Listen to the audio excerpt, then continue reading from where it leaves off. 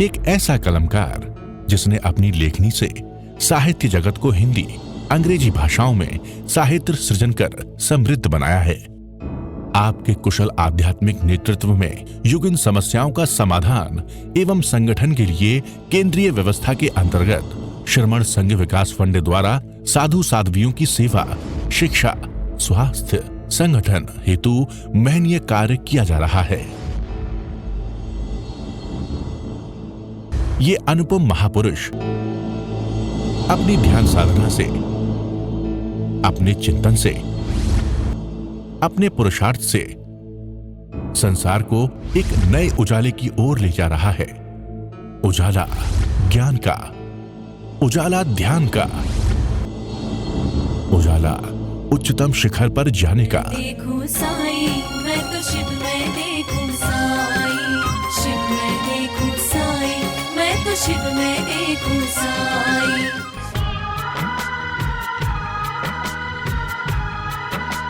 आचारांग सूत्र प्रथम श्रुत स्कंद है, जिसमें सूक्ष्मता से स्वरूप के बोध की चर्चा की गई है।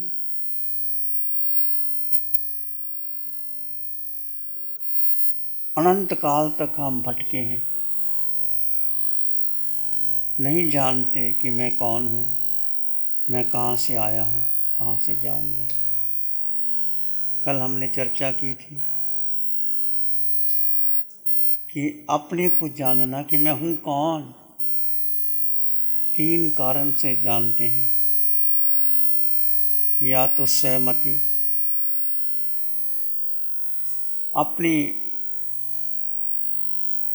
कोई जाति समण ज्ञान हो जाए, बोध हो जाए, तो अपने आप को जान लेता है कि मैं हूँ कौन। जैसे मृगापुत्र ने अपने को जान लिया, किसी एक साधु को देख कर के महलों में बैठा गवाक्ष में अपनी रानियों के साथ क्रीड़ा कर रहा था। एक साधु को मैंने देखा है, चिंतन किया, देखते देखते जाति समण ज्ञान हो गया, मैं भी साधु बना था, और चिंतन किया तो मैं तो मनुष्य बना, मैं देह में गया, मैं नरकों में भी गया, नरक की वेदनाओं को देखा और वैराग्य हो गया कि ये संसार, इसलिए मैं यहाँ आया। आकर के नीचे माता को कहने लगा, माँ मैं तो दीक्षा लेनी है। कि बेटी दीक्षा क्यों लेनी है? कि संसार असार है, निस्सार है, संसार में कुछ नहीं है। समझाया तो उन्होंने बताया, ये सहमति के कारण कि अपना ही कोई जाति समण ज्ञान हो जाता है, व्यक्ति जान लेता है। या तीर्थंकर भगवान से जानना जाता है कि व्यक्ति तुम हो कौन, जागो। जैसे हमें अरिहंत परमात्मा समन स्वामी भगवान बार बार जगाते हैं, ये जीवात्मन तुम जागो, अनंत काल से क्यों भटक रहे हो। या किसी के उपदेश से भी आप जान सकते हो। तीन कारण से अपने को जानो। कर्म आश्रय जीवन क्या होता है? योग क्या है? मन वचन काया की चंचल स्थिरता नहीं रहता। उसमें आता है योग सूत्र में चित्त वृत्ति निरोधा, चित्त की वृत्ति का निरोध करना, यही योग। मन वचन और काया, आप देखो कुछ भी करते हैं तो मन चंचल हो जाता है। ध्यान करते हो, पाठ करते हो, स्वाध्याय करते हो, कहीं भी जाते हो, मन कहीं ना कहीं योगों की चंचलता। और कषाय क्या है? क्रोध, मान, माया, लोभ, इसकी तीव्रता के कारण संसार में हम भ्रमण कर रहे हैं। तो मुक्ति का मार्ग क्या है? यहाँ चंचलता है, योग स्थिरता, योगों में ठहर जाए और चित्त अब शांत हो जाए तो मुक्ति का मार्ग मिल जाए। तत्व ज्ञान की समझ के बाद भी प्रथम अर्थ ये होता है कि हम जो कर्म आश्रित जीव जीते हैं और आत्मा पर कर्म राज्य, ये समझ में आता। वस्तु युगों की चंचलता, किशाय की तीव्रता जब तक रहेगी तब तक संसार में जीव भटकता रहेगा। ये उन्हें समझना चाहिए। तो इसलिए भगवान ने कहा प्रज्ञा, ज्ञा प्रज्ञा और प्रतिज्ञान। ज्ञान मैंने जानना, और जानने के बाद उसका त्याग कर देना।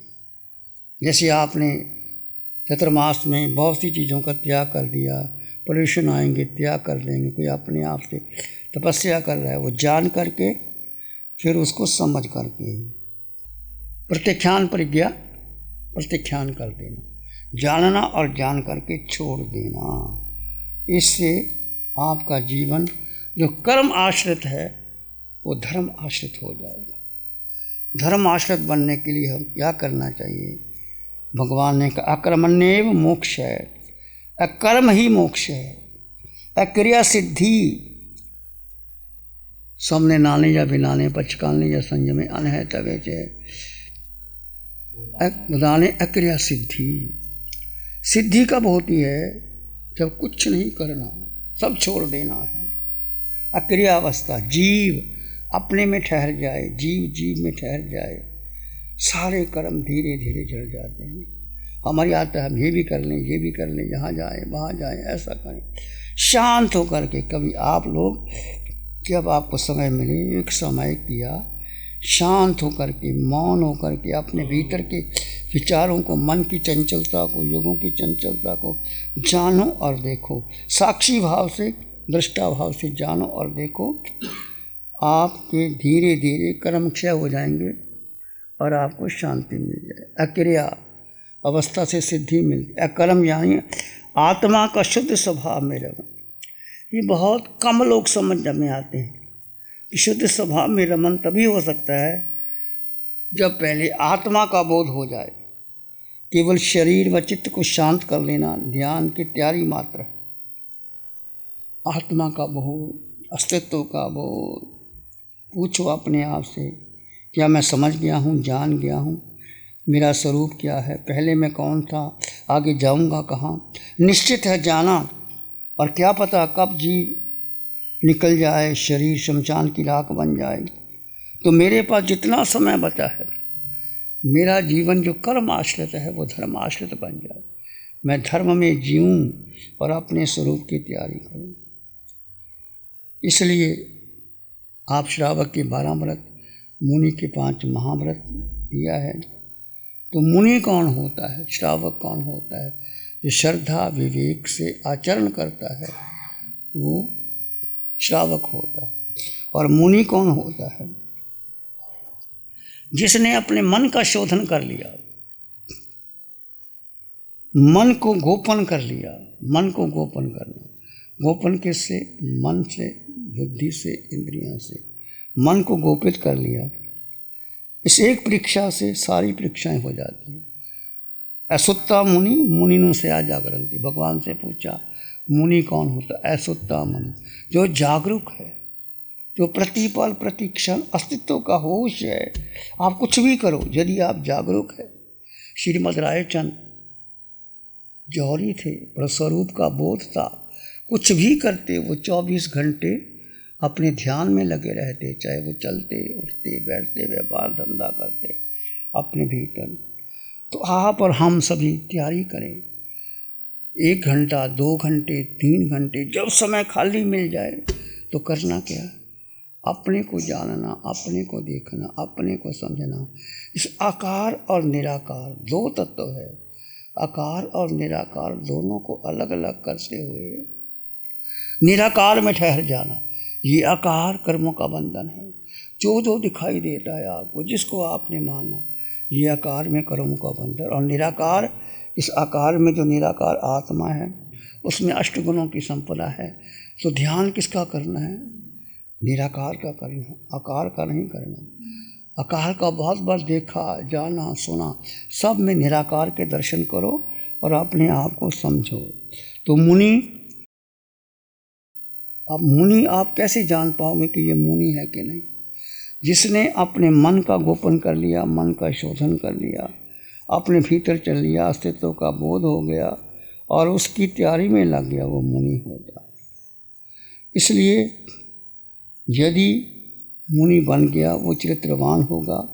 उसके सामने जिनवाणी का अर्थ प्रकट होता है, जानता है, पहचानता है। तो हम समझें जीवन में सार क्या है। अक्रिय हो रहना, क्रिया नहीं करना, अक्रिय। जीव अपने स्वभाव में रहे। यदि विभाव है, एक स्वभाव है। अब देखो कब स्वभाव आता है, कब विभाव आता है। स्वभाव क्या है और विभाव क्या है, आप समझ गए। स्वभाव क्या है और विभाव क्या है। जीव अपने को केंद्र बिंदु कर ले, अपने स्वभाव में आ जाए, ज्ञाता दृष्टा भाव में आ जाए, साक्षी भाव में आ जाए, तो उसके कर्मों की नहीं जाए। विभाव में चला जाए, किंतु परंतु, मेरा तेरा, उसने ऐसे किया, उसने वैसे किया, ऐसे होना चाहिए, ऐसे नहीं होना चाहिए। जब जीव क्रिया प्रतिक्रिया, तेरा मेरा, अच्छा बुरा संबंध बनाने में लगा रहता है तो विभाव।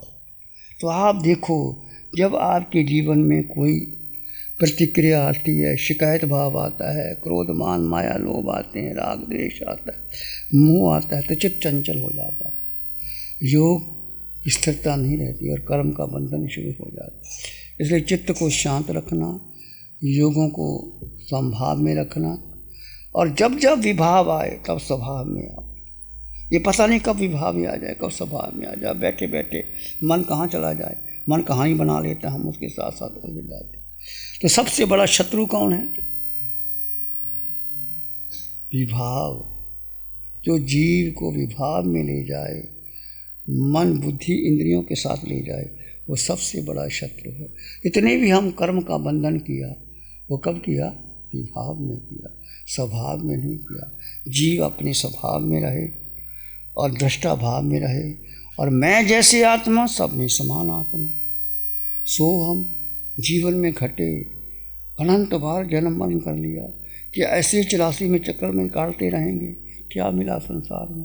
इतने साल जी लिए तो क्या, 10 वर्ष और भी जी लोगे तो क्या हो जाएगा? क्या परिवार के लिए, समाज के लिए, बेटे बेटी के लिए इसलिए जीना है, शरीर के लिए जीना है। तो कुछ ऐसी सिद्धांत, 4 वाक सिद्धांत, कोई आत्मा नहीं, परमात्मा नहीं, खाओ पियो मौज करो। कुछ ऐसे भी लोग हैं, 4 वाक लोग, वो खाना पीना मजे करने में रहते हैं, परंतु उसको छोड़ दीजिए। जिसने अपने स्वरूप को जान लिया, अपने में स्थित होने लगा, तो फिर वो किसी की चिंता नहीं करता, अपने स्वभाव में रहता है, अपने भीतर रहता है, अपने को शांत करता है, अपनी गलतियों का पता चलता है। कोई गलत हो या ठीक हो, किसी को सुधारने की जरूरत नहीं। अपने आप सुधर जाओ, अपने आप को देख लो, दूसरा अपने आप सुधर जाए। तो जीवन को समझो, कर्म आश्रत से धर्म आश्रत की आओ, अस्तित्व का बोध प्राप्त करो। आयावादी, कमावादी, लोयावादी, क्रियावादी से आत्मा को प्रतिष्ठित करो, और अक्रिया में सिद्धि, अकर्मण्य मोक्ष। मोक्ष का होता है जब सब क्रियाएं समाप्त हो जाती है, जीव अपने स्वभाव में आ जाता है, तो मोक्ष हो जाता है। तो इस प्रकार अपने जीवन में आगे बढ़ो, जीव को केंद्र बिंदु बना लो, जीव को अपने को मानो। और जीव कहाँ है? भीतर ही है, 3.5 हाथ की काया के भीतर जीव है। अक्रिया मतलब जो शरीर है, पुद्गल है, उसको छोड़ करके भीतर कारमान शरीर जो भीतर है उसको जानना, आकार को नहीं, निराकार को महत्व देना और निराकार में रमन करना। इससे आपका मंगल होगा, आपका कल्याण होगा। ध्यान करेंगे, आंखें बंद, मन वचन काया शांत, शरीर शांत, विचार शांत, सृष्टि शांत। सिर के सिरे से पांव के अंगूठे तक अपने भीतर शुद्ध चेतना का एहसास कीजिए। मैं जीवात्मा हूँ।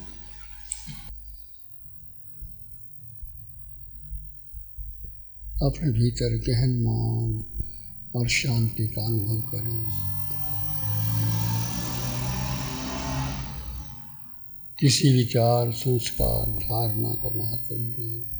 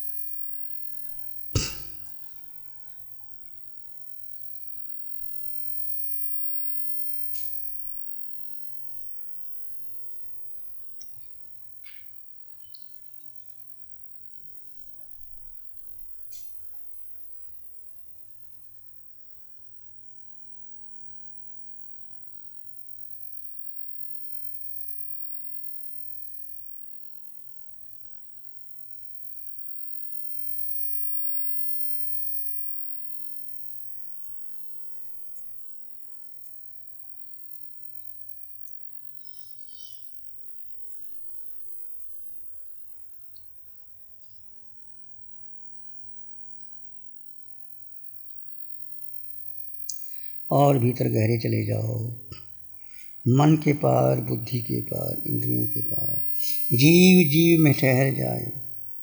आप अपने स्वभाव में आ जाओ, अपने अस्तित्व में आकर के ठहर जाओ। किसी विचार, संस्कार, धारणा को महत्व न दो।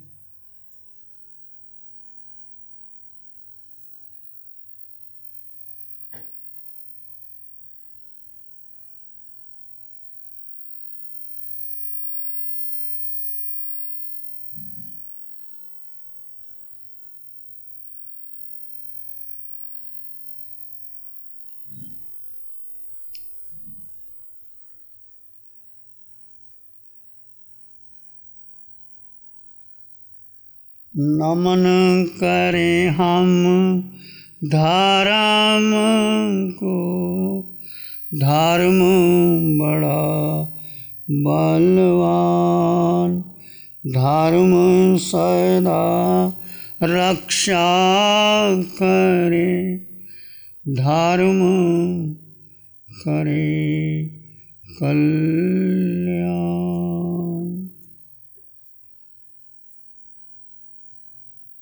इसमें एक लंबा गहरा सांस लें, अरिहंत परमात्मा के चरणों में अनंत कृतज्ञता ज्ञापन करें। एक और लंबा गहरा सांस, अरिहंत परमात्मा के चरणों में नमन और वंदन।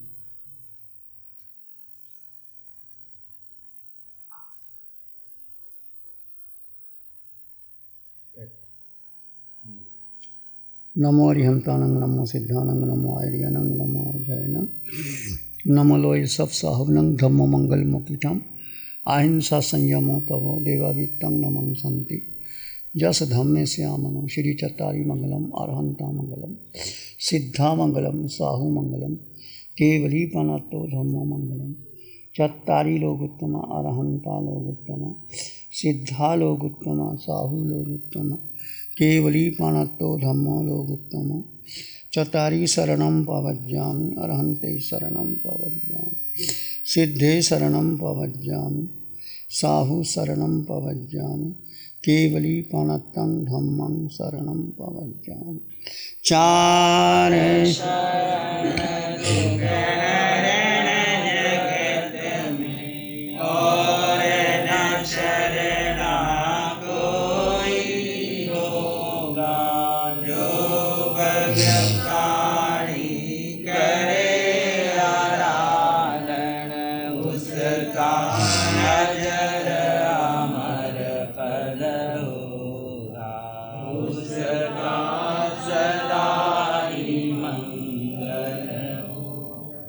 Program sponsored by Pradeep, Vinita Jain, Ishan Jain, Shreya, Vikram Gambhir, New Delhi.